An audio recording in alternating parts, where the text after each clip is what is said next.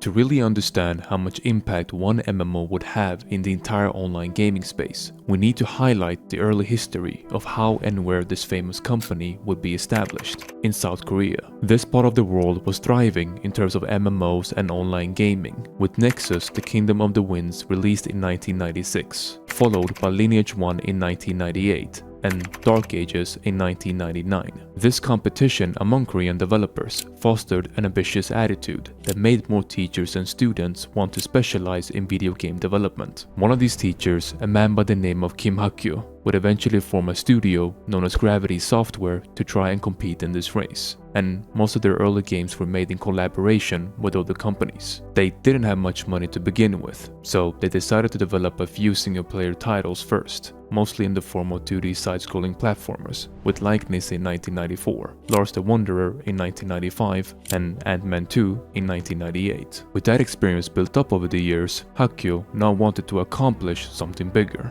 Arcturus: The Curse and Loss of Divinity was meant to be his first MMO in the 2000s, but without the funding or resources to make it happen, it was released as a single-player RPG instead. Luckily though, Hak-kyo and his team managed to secure a new investor at a critical moment, giving Gravity Software the chance to expand and rebrand simply as Gravity. And looking back at the gameplay of Arcturus, you can see how this RPG carried the DNA of what was about to come next. Around the same time, another young man by the name of Lim Young-jin began publishing his manhwa known as Ragnarok, a series inspired by Norse mythology with a story centered around the warrior named Chaos. And the two young men would eventually come together with a shared vision, using the foundation of Arcturus along with the Ragnarok manhwa to create one of the most influential MMOs in the world.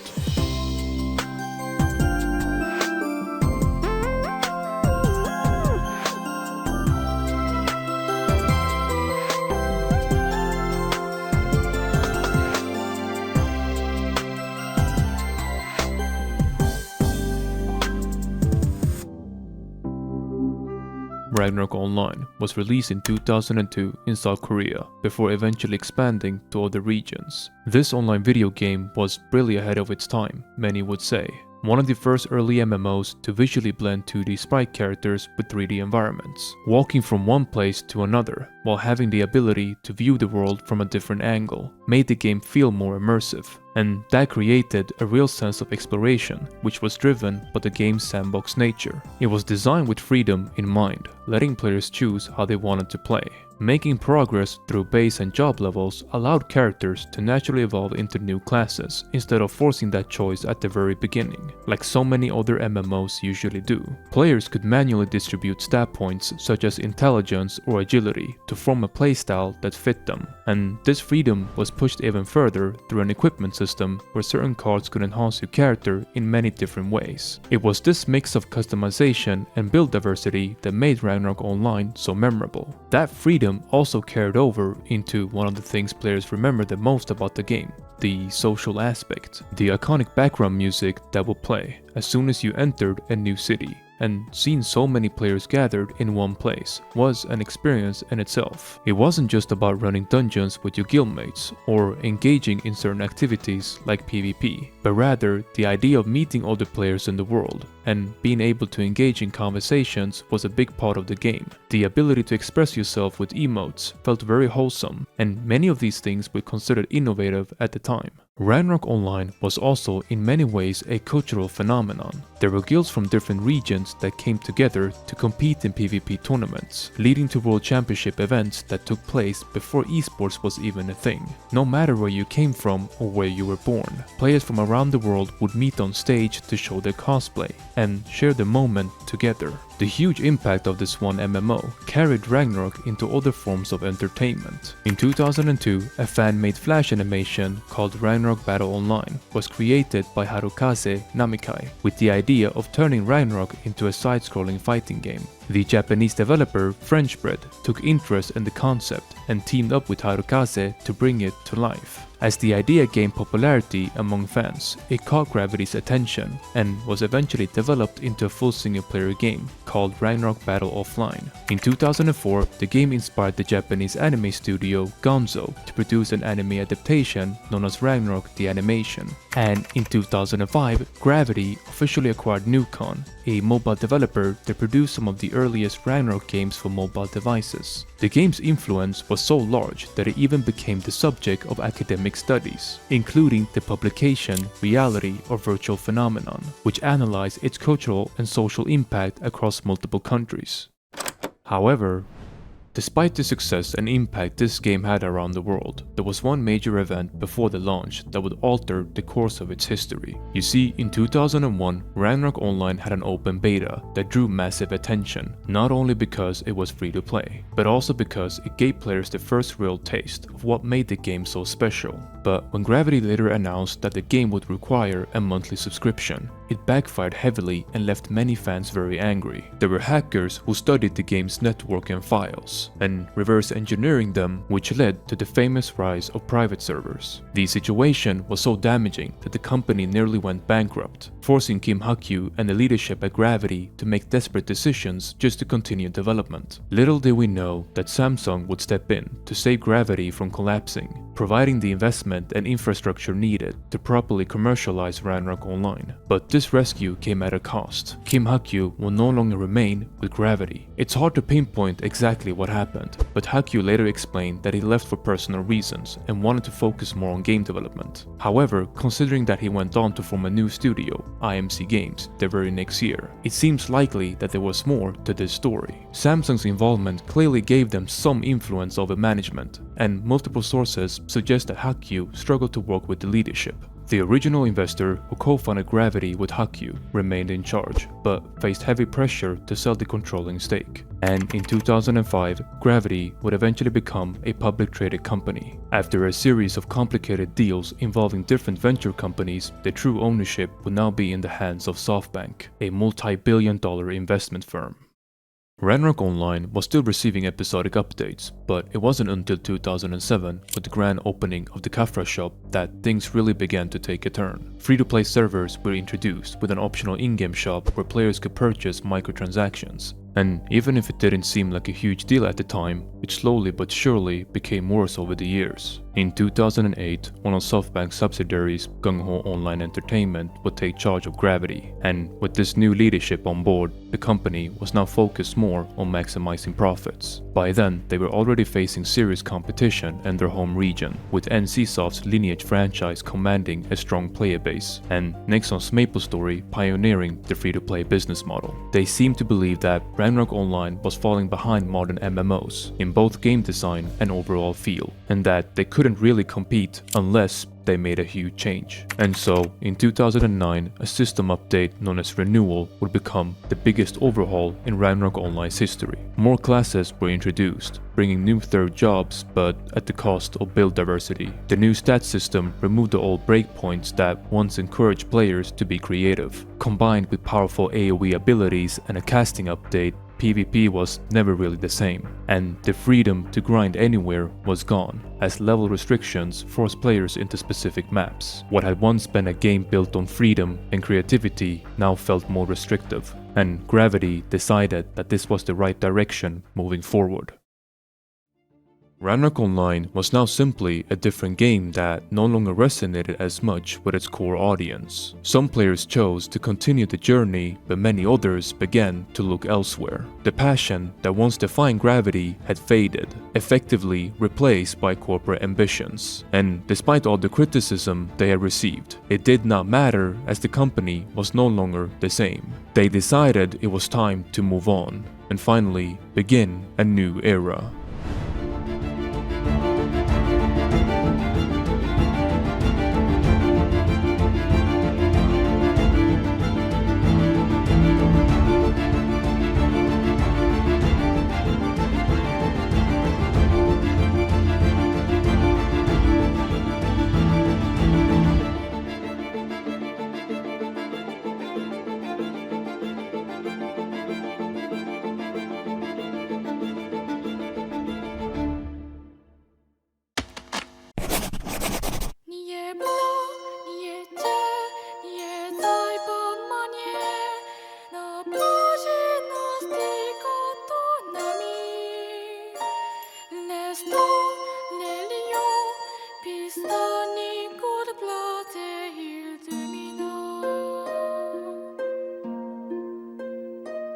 In 2012, Ragnarok Online 2, Legend of the Second, was released in South Korea, but it was never really meant to be the true sequel. You see, under its new leadership, Gravity was trying to expand beyond just the Ragnarok franchise. They acquired the development and publishing rights for certain MMOs, like Bros Online, Dragon Saga, and Emo Chronicle Online. But they also began developing the first sequel, Ragnarok Online 2, The Gate of the World, which was only playtested for a few years and never made it past the beta. It transitioned the series from 2D sprites into a fully 3D world, while still keeping the charm of Ragnarok. But its game design was far more linear and played nothing like the original. And because of the poor reception from the fans, they had to rework the game multiple times before ultimately deciding that it was no longer worth it. But they were still very determined to follow industry trends and keep up with modern PC MMOs that were seen as much more successful at the time. And so, by releasing Legend of the Second,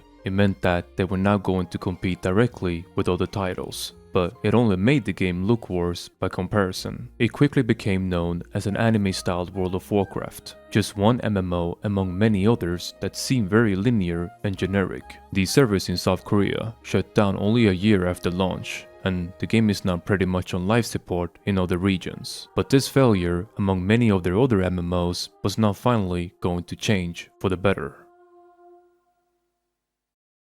Gung-Ho Online Entertainment, Gravity's parent company, also had its own in-house developers working on new games. They released Puzzle & Dragons the very same year, a mobile RPG that became a massive success in Japan, while Candy Crush Saga and Clash of Clans became highly popular and dominant in the Western world. Puzzle & Dragons was a force to be reckoned with in the East. Today, it remains one of the highest grossing mobile games of all time. The rise of gaming on smartphones was reshaping the entire industry. It grew so fast that nearly every company wanted a piece of it. And with Gravity's prior experience in developing Ragnarok games for mobile devices, they were in a strong position to take advantage of this market. So, in 2013, they released the first real mobile MMO, Ragnarok Online Valkyrie Uprising, for Android and iOS platforms. The game wasn't anything spectacular, and it only managed to last for a few years before shutting down. But it wasn't until 2017 that Gravity truly struck gold. They pushed out several games all at once, with Ragnarok M Eternal as an open-world MMO that had a huge success in the Southeast region,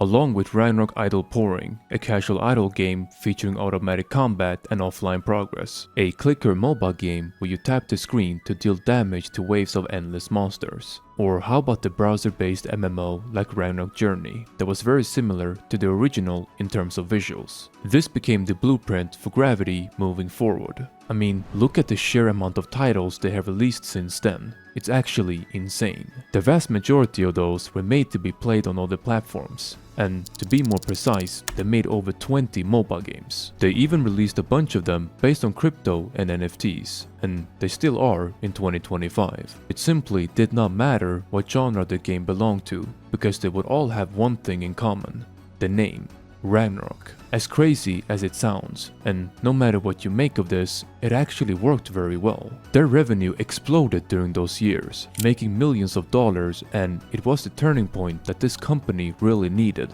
They set a global business strategy with subsidiaries in different regions to publish as many of those games as possible. And with the purple color representing mobile players, it became clear who their main audience now really was. After years of setbacks and not being able to find any success with other games, they had now finally found their formula. And it was thanks to this one MMO that they got to where they are today.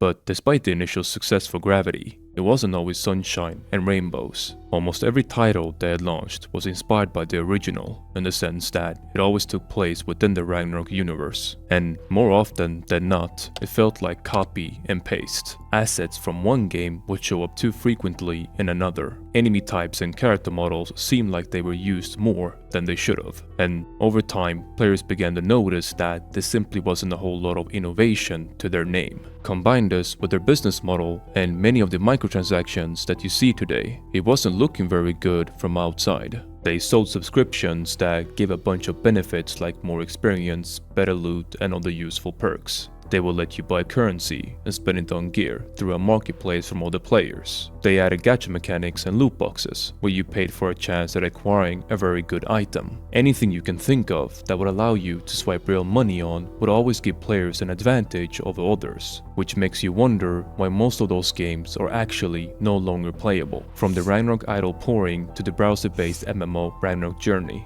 and eventually Ragnarok Begins. Every one of them would just shut down. They announced the end of service for one game only for another to follow the same fate. It reached a point where they were forced to shut down their European servers entirely. And for public investors, Gravity was now beginning to look less like a company with a future and more like a one-hit wonder.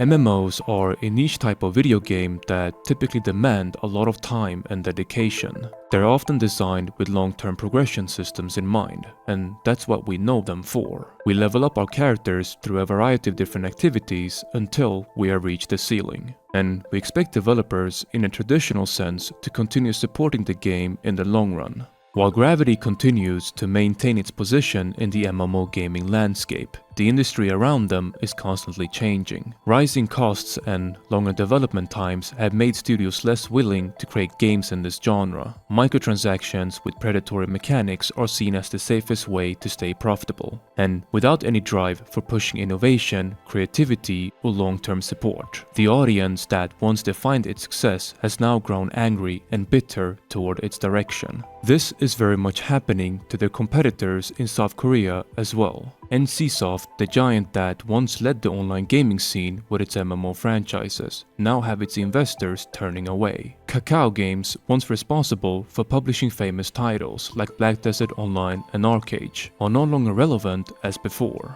and many other developers that seem to be walking down the same direction. It has become an obvious pattern within the Korean gaming industry that is impossible to ignore, and it was now Gravity's turn to show their first real sign of decline.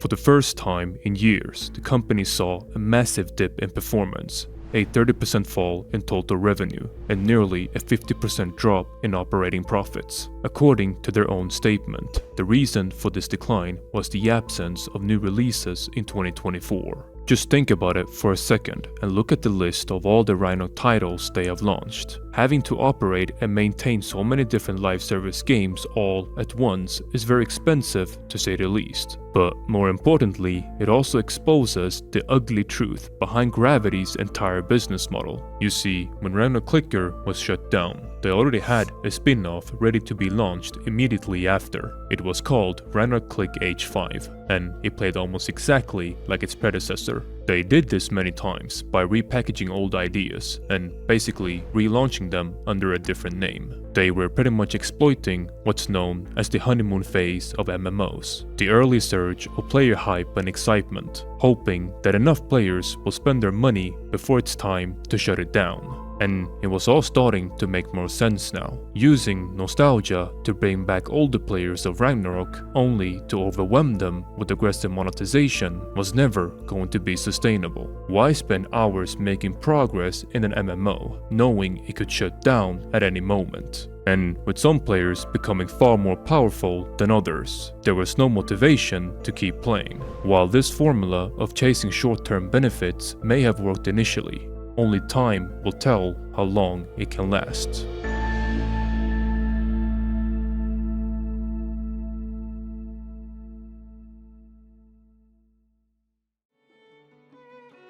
By no means is one sign of decline proof that the company is going to fall. Gravity is still making tons of revenue, and I don't see them disappearing anytime soon. They have plenty of subsidiaries across multiple countries that continue to roll out new games, and it's clear they have no plans to move away or change direction in their branding. Ragnarok Online 3 is on the way, and it's being described as the true successor to the original. There may be new players who don't care about all of this and simply want to experience a good game, and others who have been fans of the franchise for a long time that genuinely want to see it succeed. It could be Gravity's biggest opportunity to win back some of the trust they have lost over the years. But unfortunately, recent confirmations of aggressive monetization have started to surface on social media, once again reminding us of the very same formula that created this mess in the first place. As longtime fans grow older and new players lose interest faster than ever, one day they're gonna have to change. They will have to adapt to an ever-changing market if they want to survive. But for now, they're running on borrowed time.